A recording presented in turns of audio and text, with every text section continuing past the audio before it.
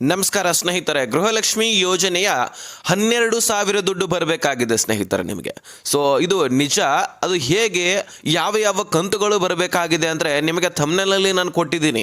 24ನೇ ಕಂತಿನ ಹಣ ಬರಬೇಕಾಗಿದೆ, ಜೊತೆಗೆ 25ನೇ ಕಂತಿನ ಹಣ ಬರಬೇಕಾಗಿದೆ, 26 ಜೊತೆಗೆ ಡಿಸೆಂಬರ್ ತಿಂಗಳ ಹಣ, 27ನೇ ಕಂತಿನ ಹಣ ಕೂಡ ಬರಬೇಕಾಗಿದೆ ಸ್ನೇಹಿತರೆ. ಈ 4 ಕಂತುಗಳು ಅಷ್ಟೇ ಅಲ್ಲ, ಇನ್ನು 2 ಕಂತುಗಳು ಕೂಡ ಸತತವಾಗಿ ಬಿಡುಗಡೆ ಆಗಬೇಕಾಗಿದೆ. ಇದಕ್ಕೆ ಲಕ್ಷ್ಮೀ ಹೆಬ್ಬಾಳ್ಕರ್ ಅವರು ಗ್ರೀನ್ ಸಿಗ್ನಲ್ ಅನ್ನು ಕೂಡ ಕೊಟ್ಟಿದ್ದಾರೆ.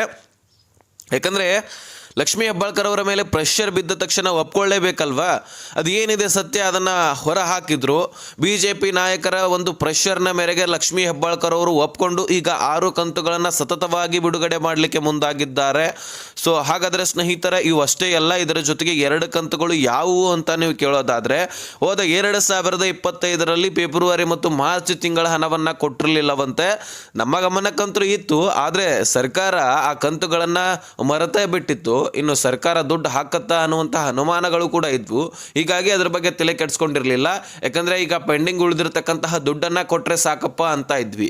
ಈಗ ಆ ಕಂತುಗಳನ್ನು ಕೂಡ ಜ್ಞಾಪಕ ಮಾಡಿದ್ದಾರೆ BJP ನಾಯಕರು. ಹೀಗಾಗಿ ಲಕ್ಷ್ಮೀ ಹೆಬ್ಬಾಳ್ಕರ್ ಅವರು ಮೊದಲು ಒಪ್ಕೊಂಡಿರಲಿಲ್ಲ. ತದನಂತರ ಅದರ ಬಗ್ಗೆ ಡೀಟೇಲ್ಸು ಚೆಕ್ ಮಾಡಿದ ತಕ್ಷಣ ಅವ್ರಿಗೆ ಗೊತ್ತಾಗುತ್ತೆ, ಹೌದು 2 ಕಂತುಗಳು ಪೆಂಡಿಂಗ್ ಉಳಿದಿದ್ದಾವಂತ ಗೊತ್ತಾಗತ್ತೆ. ಅದಾದ ಮೇಲೆ ಅವರು ಏನು ಮಾಡಿದ್ರು, ಯಾವ ಕಂತುಗಳನ್ನು ಹಾಕ್ತೀವಂತ ಈಗ ಸದ್ಯಕ್ಕೆ ಹೇಳಿದ್ದಾರೆ. ಈ ಎಲ್ಲವನ್ನು ಕೂಡ ನಾವು ಡೀಟೇಲನ್ನು ತಿಳಿಸ್ತಾ ಹೋಗ್ತೀನಿ.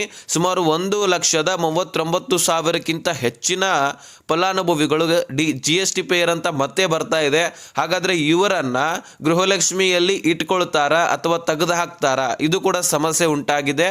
ಅದರ ಬಗ್ಗೆನೂ ಕೂಡ ನಾನು ಕ್ಲಾರಿಟಿ ಕೊಡ್ತೀನಿ.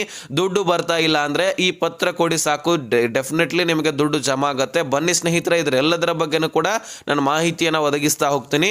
ಬನ್ನಿ ಈಗ ಕಂಪ್ಲೀಟ್ ಆಗಿ ವಿಡಿಯೋನ ವಾಚ್ ಮಾಡಿ ಸ್ನೇಹಿತರೆ. ಇಂಪಾರ್ಟೆಂಟ್ ಮಾಹಿತಿ ಆಗಿರುವಂತಹ ಕಾರಣಕ್ಕಾಗಿ ಇನ್ನೊಂದು ಸಾರಿ ಹೇಳ್ತಾ ಇದ್ದೀನಿ, ಆದಷ್ಟು ಕೊನೆವರೆಗೂ ವಾಚ್ ಮಾಡಿ. ಗೃಹಲಕ್ಷ್ಮಿಯಲ್ಲಿ ಒಟ್ಟಾರೆಯಾಗಿ 6 ಕಂತುಗಳು ಬರಬೇಕಾಗಿದೆ. ಯಾವ್ಯಾವ ಕಂತುಗಳಂತ ನಾನು ಕ್ಲಾರಿಟಿ ಕೊಟ್ಟಿದ್ದೀನಿ ನಿಮಗೆ ಈಗಾಗಲೇ ಸ್ಟಾರ್ಟಿಂಗ್ನಲ್ಲಿನೇ. ಸೆಪ್ಟೆಂಬರ್ ತಿಂಗಳು 24ನೇ ಕಂತಿನ ಹಣ, ಅಕ್ಟೋಬರ್ ತಿಂಗಳು 25ನೇ ಕಂತಿನ ಹಣ, ನವೆಂಬರ್ ತಿಂಗಳು 26ನೇ ಕಂತಿನ ಹಣ, ಇದರ ಜೊತೆಗೆ ಡಿಸೆಂಬರ್ ತಿಂಗಳು 27ನೇ ಕಂತಿನ ಹಣ. ಈಗ ಕ್ಲಾರಿಟಿ ಸಿಕ್ತಾ ಅಂತ ಅಂದ್ಕೊಳ್ತೀನಿ.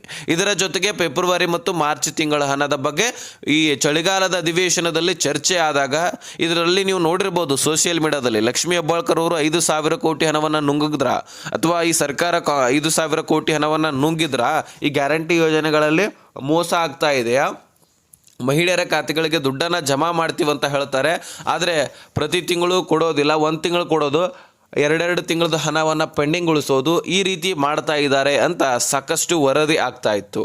ಸೊ ಇದನ್ನು ಒಬ್ಬೊಬ್ಬರು ನೋಡಿರ್ತೀರಿ, ಒಬ್ಬೊಬ್ಬರು ನೋಡಿರೋದಿಲ್ಲ. ಹಾಗಾಗಿ ನಾನು ಕ್ಲಾರಿಟಿ ಒಂದು ಸ್ವಲ್ಪ ಕೊಟ್ಬಿಡ್ತೀನಿ. ಚಳಿಗಾಲದ ಅಧಿವೇಶನದಲ್ಲಿ ಈ ರೀತಿ ಚರ್ಚೆ ಆಗುತ್ತೆ. ಅದರಲ್ಲಿ BJP ನಾಯಕರು ಎಲ್ಲ ಮಾಹಿತಿಯನ್ನು ಕಲೆಕ್ಟ್ ಮಾಡ್ಕೊಂಡು ಬಂದಿದ್ರು. ಹೀಗಾಗಿ 2 ಕಂತುಗಳನ್ನು ಯಾಕೆ ಪೆಂಡಿಂಗ್ ಉಳಿಸಿದ್ರಿ, ಆ ದುಡ್ಡು ಎಲ್ಲಿ ಹೋಯಿತು, ಈಗ ನುಡಿದಂತೆ ನಡೀತಾ ಇದ್ದೀವಿ ಅಂತ ಹೇಳ್ತಾ ಇದ್ರಿ. ಆ ದುಡ್ಡು ಪೆಂಡಿಂಗ್ ಉಳಿಸೋದ್ರ ಜೊತೆಗೆ ಈಗ ಸದ್ಯಕ್ಕೆ 1 ಕಂತು ಹಾಕ್ತೀರಿ, 2 ಕಂತು ಪೆಂಡಿಂಗ್ ಉಳಿಸ್ತೀರಿ. ಹಾಗಾದರೆ ನೀವು ನುಡಿದಂತೆ ನಡೆದಂಗೆ ಆಗತ್ತಾ? ಎಲ್ಲ ಮಹಿಳೆಯರಿಗೆ ನಿಮ್ಮ ದುಡ್ಡು ಸೇರ್ತಾ ಇದೆಯಾ? ಎಲ್ಲ ಮಹಿಳೆಯರಿಗೆ ಇದರಿಂದ ಉಪಯೋಗ ಆಗ್ತಾ ಇದೆಯಾ? ಮಹಿಳೆಯರು ಕಾಯ್ತಾ ಇರ್ತಾರೆ, ನೀವು ದುಡ್ಡು ಸರಿಯಾಗಿ ಹಾಕ್ತಾ ಇಲ್ಲ, ಆಕ್ರೋಶ ವ್ಯಕ್ತಪಡಿಸ್ತಾ ಇರ್ತಾರೆ, ನೀವು ಸರಿಯಾಗಿ ದುಡ್ಡು ಹಾಕೋದಿಲ್ಲ, ಹೀಗೆ ಹಾಗೆ ಅಂತ ಈ BJP ನಾಯಕರು ಇವರ ಮೇಲೆ ಈಗ ಚಳಿ ಬಿಡಿಸ್ತಾರಲ್ವ, ಚಳಿಗಾಲದಲ್ಲಿ ಆ ರೀತಿ ಮಾಡಿಬಿಟ್ರು. ಆವಾಗ ಸರ್ಕಾರ ಒಪ್ಕೊಳ್ಳುತ್ತೆ. ಆವಾಗ ಒಂದೇ ಒಂದು ಮಾತಿಗೆ ಒಪ್ಕೊಳ್ಳೋದಿಲ್ಲ. ಯಾಕಂದರೆ 2 ಕಂತುಗಳನ್ನು ನಾವು ಕೊಟ್ಟಿದ್ದೀವಿ ಅಂತಕ್ಕಂತಹ ಮಾತನ್ನು ಸಚಿವೆ ಲಕ್ಷ್ಮೀ ಹೆಬ್ಬಾಳ್ಕರ್ ಅವರು ಹೇಳಿರ್ತಾರೆ. ತದನಂತರ ಅದರ ಬಗ್ಗೆ ಚಿಂತನೆ ಮಾಡಿ ವೆರಿಫಿಕೇಷನ್ ಮಾಡಿದ ತಕ್ಷಣ ಮಾಹಿತಿ ಸಿಗತ್ತೆ, 2 ಕಂತುಗಳು ಹೌದು ಪೆಂಡಿಂಗ್ ಉಳಿದಿದ್ದಾವೆ, ಇವುಗಳನ್ನು ನಾವು ಕೊಡಬೇಕಾಗಿದೆ ಅಂತ ಗೊತ್ತಾದಾಗ ಆವಾಗ ಒಪ್ಕೊಳ್ತಾರೆ, ಹೌದು 2 ಕಂತುಗಳು ಪೆಂಡಿಂಗ್ ಉಳಿದಿದೆ, ನನ್ನ ಗಮನಕ್ಕೆ ಬಂದಿರಲಿಲ್ಲ, ಈಗ ನೋಡಿದ್ದೀನಿ. ಸೊ ಸದ್ಯಕ್ಕೆ ಈಗ 3 ಕಂತುಗಳು ಆವಾಗ ಪೆಂಡಿಂಗ್ ಉಳಿದಿದ್ದು, ಈಗ ಡಿಸೆಂಬರ್ ತಿಂಗಳು ಕೂಡ ಪೆಂಡಿಂಗ್ ಉಳಿದ ತಕ್ಷಣ 4 ಕಂತುಗಳು. ಈ 4 ಕಂತುಗಳ ಜೊತೆಗೆ ಆ 2 ಕಂತುಗಳನ್ನು ಕೂಡ ನಾನು ಮುಂದಿನ ದಿನಗಳಲ್ಲಿ ಸರಿಪಡಿಸ್ತೀನಿ ಅಂತಕ್ಕಂತಹ ಭರವಸೆಯನ್ನು ಕೊಟ್ಟು ಅಧಿವೇಶನದಿಂದ ಹೊರಗೆ ಬರ್ತಾರೆ. ಸೊ ಅಲ್ಲಿ ಕೂಡ ಹೇಳ್ತಾರೆ, ಅಂದರೆ ನಮ್ಮ ಮಾತಿಗೆ ನಿಮಗೇನಾದರೂ ಬೇಜಾರಾಗಿದ್ದರೆ ಕ್ಷಮಿಸಿ ಅಂತಲೂ ಕೂಡ ಹೇಳಿದ್ದಾರೆ. ಸೊ ಸದ್ಯಕ್ಕೆ ಸ್ನೇಹಿತರೆ, ಈ 6 ಕಂತುಗಳನ್ನು ನೀವು ಪಡ್ಕೊಳ್ತಾ ಇದ್ದೀರಿ. ಒಬ್ಬೊಬ್ಬ ಮಹಿಳೆಯರಿಗೆ 6 ಅಂದರೆ ಒಬ್ಬೊಬ್ಬ ಮಹಿಳೆಯರಿಗೆ 6 ಕಂತುಗಳು ಬರ್ತಾ ಹೋದರೆ 12,000 ದುಡ್ಡು ಒಬ್ಬೊಬ್ಬ ಮಹಿಳೆಯರಿಗೇ ಜಮಾ ಆಗುತ್ತೆ. 6 ಕಂತುಗಳು ಎಲ್ಲ ಮಹಿಳೆಯರು ಪಡ್ಕೊಳ್ತೀರಿ. ಸುಮಾರು 15,000 ಕೋಟಿಯಷ್ಟು ವೆಚ್ಚ ಬೇಕಾಗತ್ತೆ, ದುಡ್ಡು ಬೇಕಾಗತ್ತೆ. ಅದರಲ್ಲಿ ಈಗ 7,500 ಕೋಟಿ ಅರ್ಧಕ್ಕರ್ಧ ದುಡ್ಡನ್ನು ಹಣಕಾಸು ಇಲಾಖೆ ಕಳುಹಿಸಿದೆ. ಮತ್ತು ಇನ್ನೊಂದು ಅಪ್ಡೇಟ್ ಕೂಡ ಸಚಿವೆ ಲಕ್ಷ್ಮೀ ಹೆಬ್ಬಾಳ್ಕರ್ ಅವರು ಕೊಟ್ಟಿದ್ರು. ಹಣಕಾಸು ಇಲಾಖೆ ಸರಿಯಾಗಿ ದುಡ್ಡು ಕಳಿಸ್ತಾ ಇಲ್ಲ. ನಾನು ನೋಟಿಸ್ ಅಂತೂ ಖಂಡಿತವಾಗ್ಲೂ ಪ್ರತಿ ತಿಂಗಳು ಕಳಿಸ್ತಾನೆ ಇರ್ತೀನಿ. ಈಗ ಜನವರಿ ಸ್ಟಾರ್ಟ್ ಆತಂದರೆ ಡಿಸೆಂಬರ್ ತಿಂಗಳದ ಕೊಡಬೇಕಾಗಿದೆ ನಾವು ದುಡ್ಡು ಅಂತ ಹಣಕಾಸು ಇಲಾಖೆಗೆ ನೋಟಿಸ್ ಕಳಿಸಿರ್ತಾರೆ. ಈಗ ಜನವರಿ ಮುಗಿತು, ಫೆಬ್ರವರಿ ಪ್ರಾರಂಭವಾದರೆ ಫೆಬ್ರವರಿನಲ್ಲಿ ಜನವರಿ ತಿಂಗಳ ಕೊಡಬೇಕಾಗಿದೆ ದುಡ್ಡನ್ನು. ಯಾಕಂದರೆ ಸರ್ಕಾರಿ ನೌಕರ ವೇತನವನ್ನು ಹೇಗೆ ಜಮಾ ಮಾಡ್ತಾರೆ ಹಾಗೆ ಈ ದುಡ್ಡನ್ನು ಕೂಡ ಕೊಡ್ತಿರ್ತಾರೆ. ಇದಕ್ಕಾಗಿ ನಿಮ್ಮ ಗಮನದಲ್ಲಿ ಇರಬೇಕಾಗಿರತಕ್ಕಂಥದ್ದು ಏನು, ಒಂದು ತಿಂಗಳ ದುಡ್ಡನ್ನು ಇನ್ನೊಂದು ತಿಂಗಳಲ್ಲಿ ನಾವು ಪಡ್ಕೊಳ್ತೀವಿ ಅಂತಕ್ಕಂಥದ್ದು ನಿಮ್ಮ ಗಮನದಲ್ಲಿ ಇರಬೇಕು.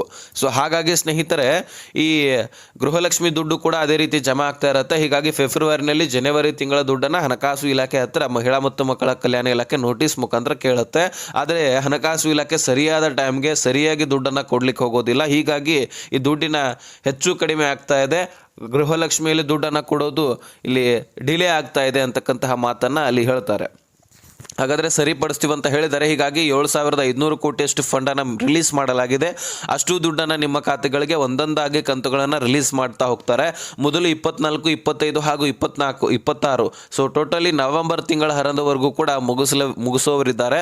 ಸೊ ಈ ತಿಂಗಳಲ್ಲಿ ನಮಗೆ 24ನೇ ಕಂತಿನ ಹಣ ಕ್ಲಿಯರ್ ಆದರೆ 25ನೇ ಕಂತಿನ ಹಣ ಇದೇ ತಿಂಗಳ ಕೊನೆಯ ದಿನಗಳಲ್ಲಿ ಬರುವಂತಹ ಸಾಧ್ಯತೆ ಇದೆ ಅಂತೆ.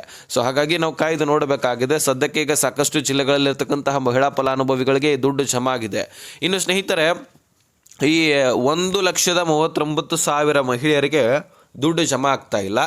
GST ಫೇರ್ ಅಂತ ಬರ್ತಾ ಇದೆ ಅಂತೆ. ಹಾಗಾದರೆ ಇವರಿಗೆ ದುಡ್ಡು ಸಿಗೋದಿಲ್ವಾ ಅಥವಾ ಸಿಗತ್ತಾ ಅಂತ ನಾವು ನೋಡೋದಾದರೆ, ಇಲ್ಲಿ GST ಫೇರ್ ಅಂದಾಗ GSTಯಲ್ಲಿ ಶ್ರೀಮಂತರು ಕೂಡ ಬರ್ತಾರೆ, ಬಡವರು ಕೂಡ ಬರ್ತಾರೆ. ಅಂದರೆ ಈಗ ದೊಡ್ಡ ದೊಡ್ಡ ವ್ಯಾಪಾರಿಗಳು ಕೂಡ GST ಫೇರ್ ಮಾಡ್ತಿರ್ತಾರೆ, ಸಣ್ಣ ಪುಟ್ಟ ವ್ಯಾಪಾರಿಗಳು ಕೂಡ GST ಫೇರ್ ಮಾಡ್ತಿರ್ತಾರೆ. ಸೊ ಹೀಗಾಗಿ ಇನ್ಕಮ್ ಟ್ಯಾಕ್ಸ್ ಪೇಯರ್ಗಂತೂ ದುಡ್ಡು ಹೋಗೋದಿಲ್ಲ.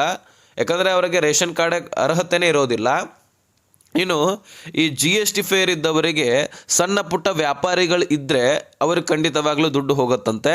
ಏನಾದರೂ ದೊಡ್ಡ ದೊಡ್ಡ ವ್ಯಾಪಾರಿಗಳು ಇದ್ದಿದ್ದೇ ಆದರೆ ಅವರಿಗೆ ದುಡ್ಡು ಹೋಗೋದಿಲ್ಲ ಅಂತ ಇಲ್ಲಿ ಮಹಿಳಾ ಮತ್ತು ಮಕ್ಕಳ ಕಲ್ಯಾಣ ಇಲಾಖೆ ತಿಳಿಸಿರ್ತಕ್ಕಂಥದ್ದು.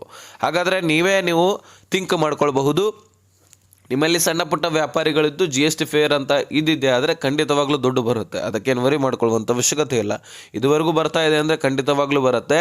ಏನಾದರೂ GST ಫೇರ್ ದೊಡ್ಡ ಪ್ರಮಾಣದಲ್ಲಿ ವ್ಯಾಪಾರಗಳನ್ನು ಮಾಡ್ತಾ ಇದ್ದರೆ ಸೊ ನಿಮಗೆ ಇನ್ಮೇಲಿಂದ ದುಡ್ಡು ಬರೋದಿಲ್ಲ. ಇದು ಸ್ವತಃ ಮಹಿಳಾ ಮತ್ತು ಮಕ್ಕಳ ಕಲ್ಯಾಣ ಇಲಾಖೆಯಿಂದ ಬಂದಿರತಕ್ಕಂತಹ ಮಾಹಿತಿ. ಇನ್ನು ಇದರ ಜೊತೆಗೆ ಸ್ನೇಹಿತರೆ, ನೀವು ಈ ಪತ್ರವನ್ನು ಕೊಡಿ ಅಂತ ನಾನು ಹೇಳಿದ್ದೆ. ಹೌದು, ನೀವು ಯಾವ ಪತ್ರವನ್ನು ಕೊಡಬೇಕು ಅಂದರೆ ನೀವು ಒಂದು ನೋಟಿಸ್ ಕೂಡ ಕೊಡಬೇಕಾಗತ್ತೆ. ಅಂದರೆ ಈಗ ಇನ್ಕಮ್ ಟ್ಯಾಕ್ಸ್ ಪೇಯರು ಅಥವಾ GST ಫೇರ್ ಅಂತ ಬರ್ತಾ ಇದ್ದರೆ ನೀವೇನು ಮಾಡಬೇಕಾಗತ್ತೆ, ಆಹಾರ ಇಲಾಖೆಗೆ ಒಂದು ನೋಟಿಸ್ ಕೊಡಬೇಕು. ಜೊತೆಗೆ ಪತ್ರವನ್ನು, ಅಂದರೆ ನೀವು ಇನ್ಕಮ್ ಟ್ಯಾಕ್ಸ್ ಡಿಪಾರ್ಟ್ಮೆಂಟ್ ಹತ್ರ ಒಂದು ತೆಗೆದುಕೊಳ್ಬೇಕು ಪತ್ರ. ನೀವು ಇನ್ಕಮ್ ಟ್ಯಾಕ್ಸ್ ಕಟ್ಟೋದಿಲ್ಲ ಅಥವಾ GST ಫೇರ್ ಇಲ್ಲ ಇಂತಕ್ಕಂಥದ್ದು ಒಂದು ಡೀಟೇಲ್ಸ್ ಕಲೆಕ್ಟ್ ಮಾಡ್ಕೊಳ್ಬೇಕು. ಅದನ್ನು ಏನು ಮಾಡಬೇಕು, ಜೆರಾಕ್ಸ್ ಕಾಪಿಯನ್ನಾಗಿ ಮಾಡಿ ಒಂದು ಮಹಿಳಾ ಮತ್ತು ಮಕ್ಕಳ ಕಲ್ಯಾಣ ಇಲಾಖೆಗೆ, ಒಂದು ಆಹಾರ ಇಲಾಖೆಗೆ ಕೊಡಬೇಕು.